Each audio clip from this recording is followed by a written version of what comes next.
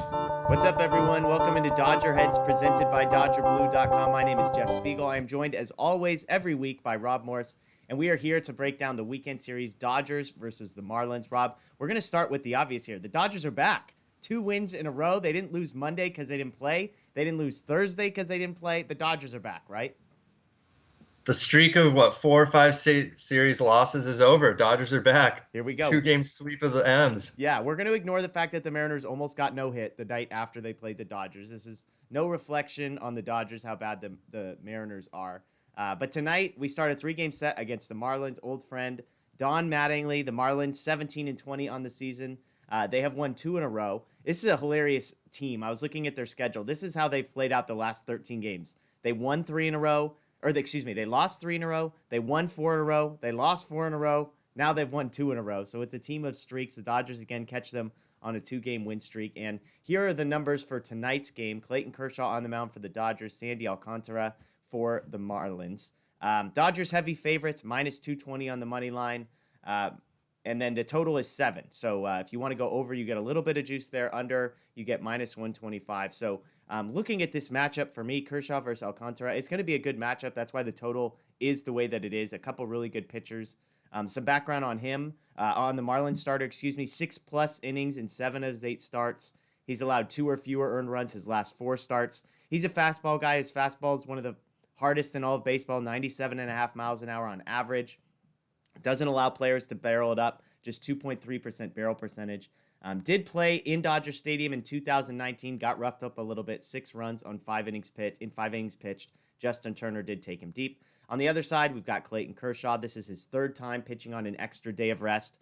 Both times he went 6 innings. One, he allowed no earned runs. The other, he allowed 3 earned runs. And there's surprisingly very little history between Kershaw and the hitters for the Marlins. Former Dodger Miguel Rojas, the only one that has had any success, 3 for 9 with a home run. Of the other guys who have faced him at least 7 times, Rojas is the only one to have an OPS over 500. So you'd think that makes sense of the Dodger money line way it is. But I'm going to be honest, minus 220 is crazy to me. The way the Dodgers have been playing, even if I do think they're back, even if I like how they've been playing, if I had to pick, I kind of like the plus 190, I think, just to say, are the Dodgers really going to beat this team 3 games in a row? And that's where the money's going to go. So I'm probably not touching the run line. I'm not touching the money line. But if I had to, I'd probably go with Marlins plus 190. What about you, Rob? Yeah, looking at the series as a whole, I think the Dodgers probably win it. But minus 220 is just too much to pay. You'd have to win more than 2 out of every 3 to break even on minus 220. Very good pitchers tonight. This isn't going to be easy for the Dodgers. Kershaw's been pitching outstanding. So I don't know how you could take either side here, given the odds listed. If you wanted to have some action, I don't mind Marlins plus 1.5. Yeah.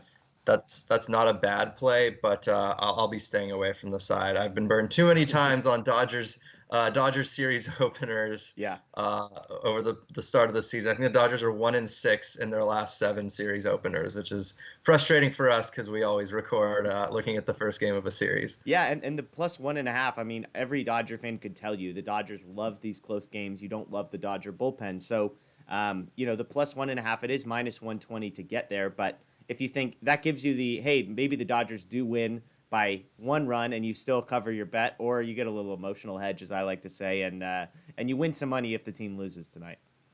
Yeah, and the Dodgers have played a lot of extra inning games, Yeah. and they haven't come out on the right side of it. And so, if that happens again and the luck swings, you're covered on that 1.5, most likely, because those extra inning wins by the home teams tend to be by 1 run most of the time. The total is of interest to me. Like I said, both of these pitchers are excellent.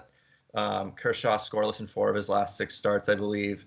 Alcantara has been pretty good his last few starts. He's not really giving up any runs except for home runs. Dodger Stadium, not a great place to hit him.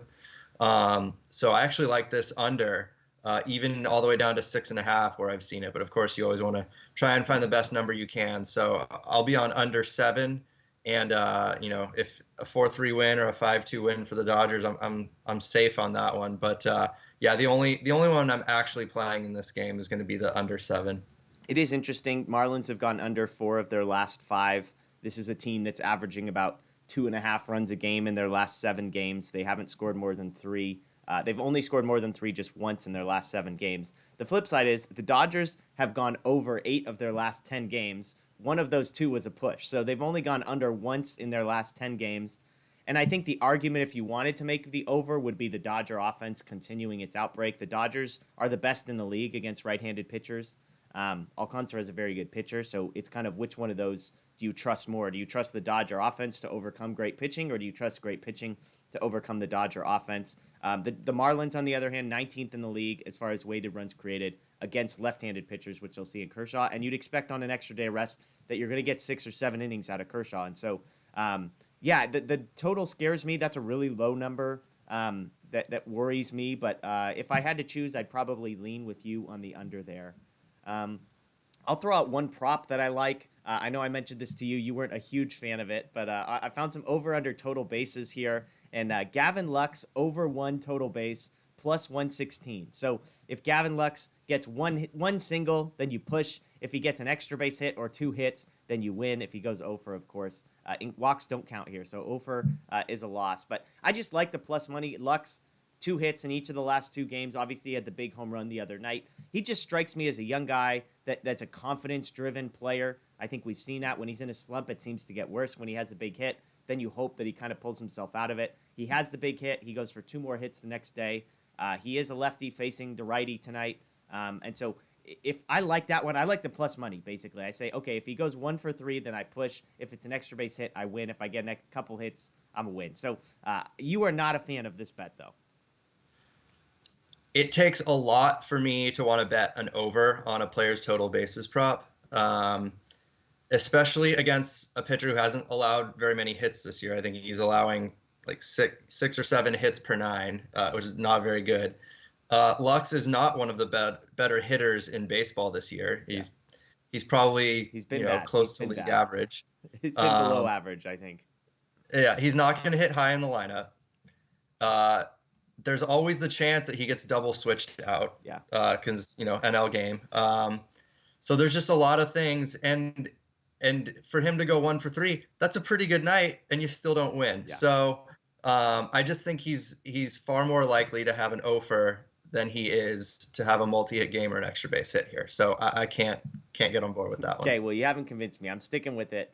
It's worth noting as well, even after Alcantara comes out of the game, the Marlins have the 6th best bullpen ERA in the league. So whereas the Dodgers, once Kershaw comes out, I think every Dodger fan holds their breath. On the Marlins side, they've got a pretty good bullpen featuring some former Dodgers, unfortunately, coming in. So let's look ahead to the weekend. We don't have full list of starters. We do have a couple. Trevor Bauer goes for the Dodgers on Saturday. We don't know who's pitching for the Marlins. And then Sunday is Walker Buehler versus Pablo Lopez, or Pablo Lopez, as I like to call him on my fantasy team.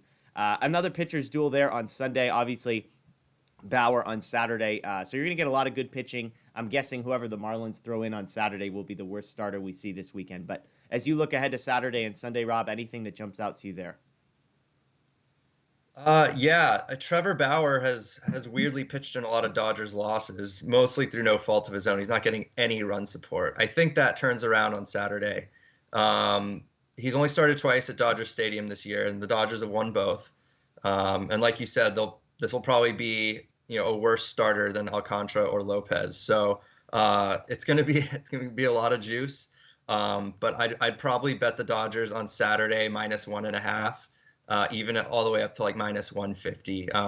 The Marlins can't really hit other than Jesus Aguilar, who, in the Marlins' last 19 games, he's got 9 homers, 21 RBIs, and a 1.175 OPS. Those all lead the majors. Wow. Over the past 3 weeks or so. But you've got the Dodgers' top 3 pitchers going, and it's not that hard to pitch around one guy in the lineup when there's not a lot of others that can really hurt you. So I don't expect much out of the Marlins offense in this entire series. And Bauer has looked excellent over the first 6 weeks of the season. So I like Saturday's Dodgers run line. Yeah, the Marlins are 23rd against right-handed pitchers this year when it comes to weighted runs created. So Bauer and Buehler both should be in for good nights, you'd think, on Saturday and Sunday. And then I got to talk about Lopez on Sunday. Again, guy on my fantasy team, really like him. He is coming off his worst start of the season, 6 earned runs in 4 1/3. In his last 8 starts, he has left the game without the Marlins having scored 6 times. 6 out of 8 times, the Marlins have not even scored while he was on the mound. Pretty pathetic. He is a good pitcher. He's been top 10% in the league in exit velocity 3 of the last 4 years, and none of the Dodgers have faced him before. None of the Dodgers starters have faced him before, at least. So at least it'll be a new look, which could be a challenge. But yeah, as somebody that has followed Lopez, I like the Buehler matchup. I feel better about Bauer. I'm with you. Saturday is the day that if you want to jump on the Dodgers, obviously, if Kershaw versus Alcantara is minus 220, Bauer versus like whoever gets thrown there is going to be a massive line. But Bauer's been really good at Dodger Stadium, and so I think I'm with you on that one. That will be an interesting, maybe the minus 1.5 run line, like you mentioned. Are you leaning under for most of the weekend? I mean, Saturday's obviously hard to tell, but like Sunday, Buehler versus Lopez, a couple good pitchers. Do you like if the line is maybe 7.5? Are you still on the under there? Yeah, for Sunday, I think so. I know the Dodgers have been scoring runs. They've actually scored pretty well over the last handful of home games, not just in the Mariners series. But I think Sunday's probably going to skew under. We'll see how low the odds makers set it. That's one thing I always come back to is, we've got FanGraphs at our disposal. We've got StatCast and all this. So do the odds makers. Yeah. They've got access to all the same stats you do. So if you think you have an edge on something because you found some great stat, odds are it's already baked into the line. So it's extremely difficult to find an edge and beat the sportsbook over the long haul. So most of you got to kind of view this as entertainment more so than getting rich off betting baseball. Yeah, absolutely. Well, there you go. Dodgers, Marlins this weekend. Again, Marlins under 500. Dodgers have won 2 in a row.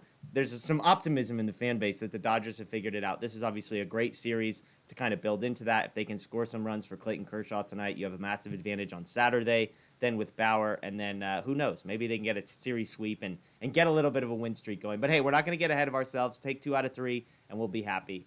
Thanks for watching, everybody. Just as a note, Daniel and I will be live tonight after the game doing our live post-game show, so that should be a fun one. Hopefully we get a Dodgers win to talk about. But that's Rob Morse. I'm Jeff Spiegel. We appreciate you joining us as always. This is DodgerBlue.com, your home for the 2020 World Series champion Los Angeles Dodgers. Make sure you subscribe, rate, review, the whole deal. We appreciate you, and we will see you next time. The best team holding a trophy high in the air. The Los Angeles Dodgers, champions of the baseball world.